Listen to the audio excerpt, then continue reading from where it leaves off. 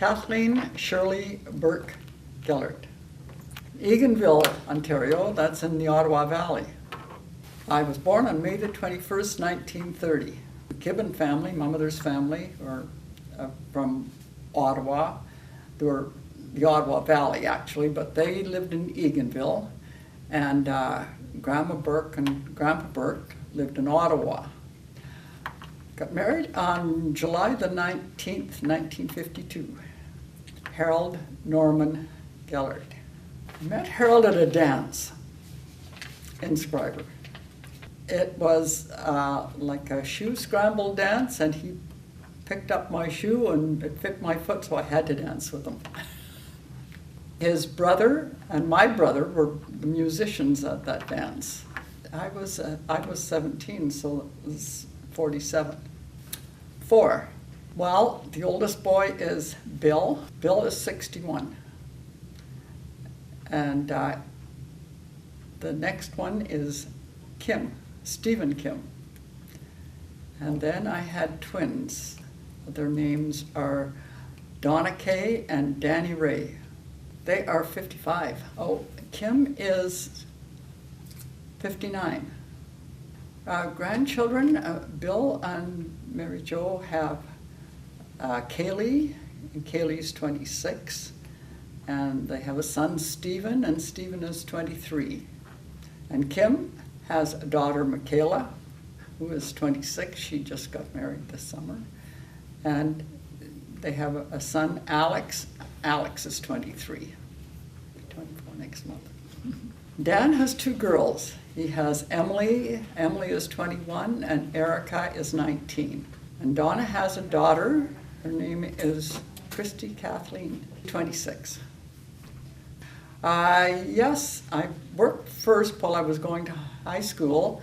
I worked for at a branch of the Bell Telephone Company, Long Lot Telephone. And I worked for them for quite a while. And then when I graduated, I went on to work.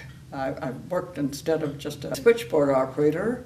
I went on to be the leader. I guess I was 18, so it must have been 48.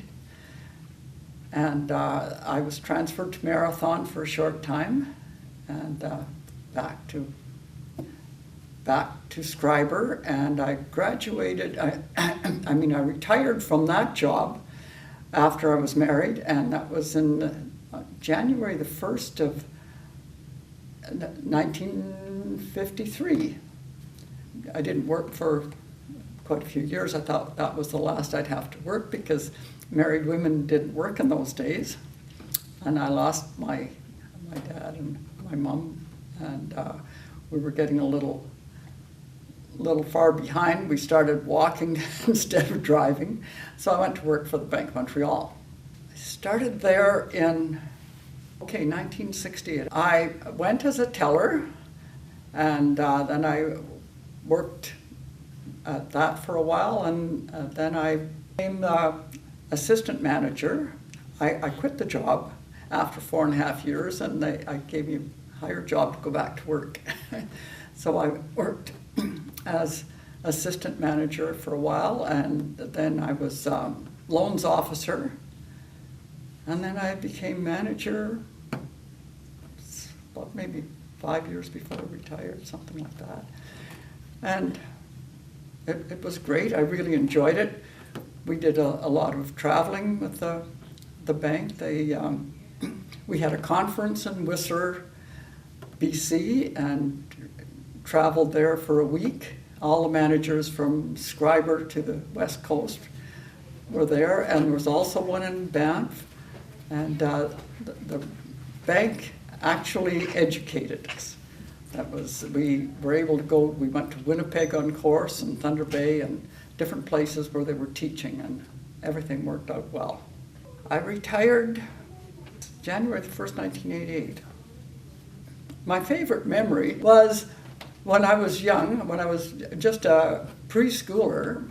My dad had a garage built, and there was only, maybe Speroni's had a very small garage at that time, so interesting at the time because we had a lot of people coming around. My dad hired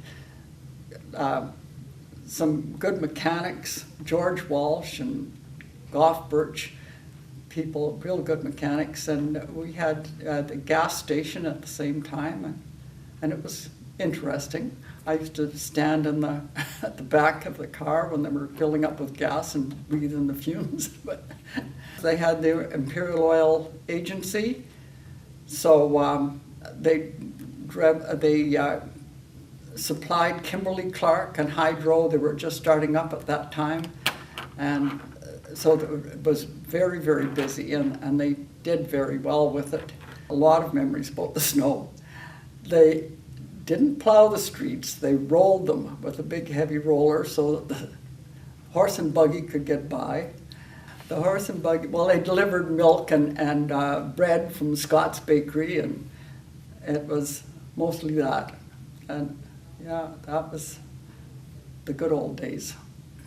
Well, we did a lot of sleigh riding, tobogganing down Walker's Lake Hill. We had a camp at Walker's Lake, and a group of us would get together, all boys and girls. We were kind of the youngest because my older brothers were going, so I got hauled along. And we skied from the top of Walker's, or not skied, but slid on the toboggan from the top of Walker's Lake Hill all the way down. There was the odd one skiing, but not me. And all the way down the hill because there wasn't traffic on the roads at that time, on the highway. My mom and dad, we just had to run down the back lane for it. But my mom and dad both skated, and my brothers, and I went quite often. And actually, when I got a little bit older, when I was about 12 years old, they bought me some speed skates. That was a lot of fun. Enjoyed bowling. I bowled with the high school, and enjoyed badminton, and that's about it until I got into golf. June Sisson and I took golf lessons as soon as they opened the golf course in Terrace Bay. Oh, they only had 4 holes open at the time. Dorsa Caldwell was my dance teacher, and she was very, very good. And she taught tap dancing and ballet and all the different dances and acrobats. Yes, actually I did, and I had very good teachers. Harry Ermel was the principal when I started school in grade 1, and he was the principal when my 4 children started school in grade 1. He was still there, and he was good. It was Higginson. He was a good principal too, and I really enjoyed him. And Lottie Kosnick, he was our teacher in grade 9, and he was a very, very good teacher. Well, there's a little lake up on top of the mountain behind the present-day police station, and we used to go up there. It was quite a crawl, but we'd ski on that little lake up there, or skate on the little lake. Actually, the town dances were great because of Kimberly-Clark and Hydro. There were 5 guys to every girl at that time, so you'd have to keep a list of who you had to dance with next. It was a lot of fun. Yeah, and Ma Bryson played the piano, and she did a great job. She was really good to us. And my brother Alan Flash Burke played the piano at most of the other dances, and Harold's brother Herb Gellert, he played at them as well. The 2 of them played together. Herb Gellert played the accordion, and Harold, well, he'd play the mouth organ now and then, and the spoons. I really enjoyed piano lessons. I took them until grade 8 music from Mrs. Smitherman. Did a lot of swimming and anything to do with the lake. That's why we've lived on it most of our lives. We have the place on the lake here in Schreiber, which, well, at Sand Lake. Oh yes, my dad watched rock for the CPR at Cavers when I was young, and my brothers would take me down. Of course, we were on the shore of Lake Superior, and we'd have to cross the tracks to get there, but we'd go down to the lake and go up on top of the tunnel to pick blueberries. The Schreiber population has dropped considerably. It was 2,500 at that time. And it's only, what, 1,500 now? The schools were, you'd have 30 in your class instead of 4. Yes, everything has changed. I can remember when I went to work for the telephone office, a little bar would fall when somebody was trying to phone, and you'd have to plug it in and ask for the number and pass it on. But and now all you have to do is pick up the phone and dial. Yes, number 10. My dad got one of the first picks. The CPR office was number 1, and we had number 10. We got our first TV as soon as they came out. Ray Sisson put the tower up on top of the hill by the welcome sign, where the welcome sign used to be, and he did our street first. So we got it that for Christmas that year.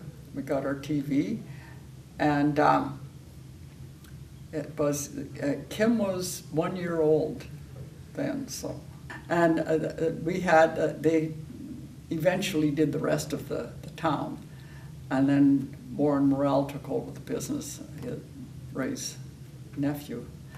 But we really enjoyed it, and we had a lot of company, a lot of people coming to see the TV for the first time in Schreiber. Dishwasher, Joy Riley got the first one in town, I got the second. We also had a bit of a fire one time. Our 2 youngest kids started playing in the closet, and found some matches in somebody's pocket there and set fire to the closet, and then ran upstairs. So by the time we found out that what they had done, because they were only 4 at the time, just turning 4. So by the time we found that out, everything was on fire, and you could see it hitting the place next door. So, but we were able to get everything done, everything fixed. A lot of Harold's friends came from the Legion and did the work. So we were very fortunate there. And we were fortunate that they went upstairs instead of into a room downstairs when they lit the fire. Beth McAdam's name, she's the one who called the fire department that time. She saw the flames coming, or the smoke coming out of the ceiling. My mother was, she had been a teacher, and she worked for the government for 9 years before she got married, so she was really into the books and that sort of thing. And she was an excellent mother. She was really, really good. Was my father's accountant, so she was kept too busy. Played hockey. I played on the bowling team, and played badminton.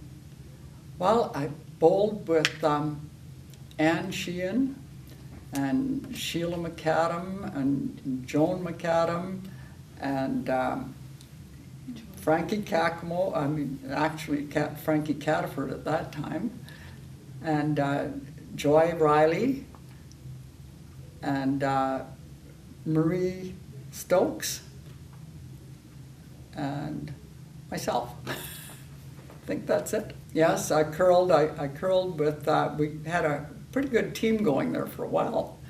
And usually wherever we went, we came back with some kind of a prize, but we'd go to Geraldton and all different places, Nipigon. Anyway, Tukey Hurley, he was our skip, and I played third for him. And Edna Cox was second, and Ruth Spadoni played the lead. And we had a lot of fun. We traveled quite steady through the winter. I traveled steady. My dad was quite a traveler, and we traveled to the Peace River country, BC, Ottawa every summer, Ottawa and Eganville every summer. As I got older, my brother Tom was involved with General Motors, so we got a lot of trips with them. We went to London, England. It's a wonderful place there, and Hawaii, and then we went on the Mexican Riviera on a cruise, and different places there. And then, of course, when Kim was playing hockey in Europe. We went to Italy and Austria, France, Germany. My dad was killed when I was 17 on an oil truck in Rossport. They came down the hill. My brother Tom was driving. And the truck rolled over. In fact, they kept a picture of the accident in the police station for a while. It was really a bad one. And then my mother passed away 10 years later, so when I was still in my 20s, I had no parents left to hear from. My grandparents, Grandma McKibben was in her 100th year when she passed away, and Grandma Burke was 89, but they wasn't living with them, and my parents were gone, so that was it. I had good friends, thank goodness.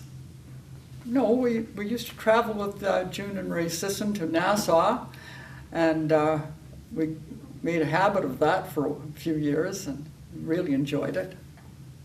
Well, my best friends growing up are, and when I was a teenager, Joy Randa and Anita Ryan, and like Doreen Harper and Lorraine. But then, as you get older, then once I met June Sisson, we both became very good friends, and it's lasted forever, and her family are just like a family to me.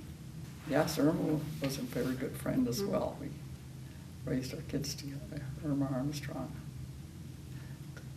And the Sisson's daughter, Dale and Dave Armstrong are building a new place on Sand Lake right now, and that's going to be great. Schreiber is my hometown and always will be. It's always a good place to come back to. I really enjoy it. And the friends that you make in Schreiber are your friends forever, and I don't know of anyone here that I don't like or appreciate, because they're really, really good hometown people.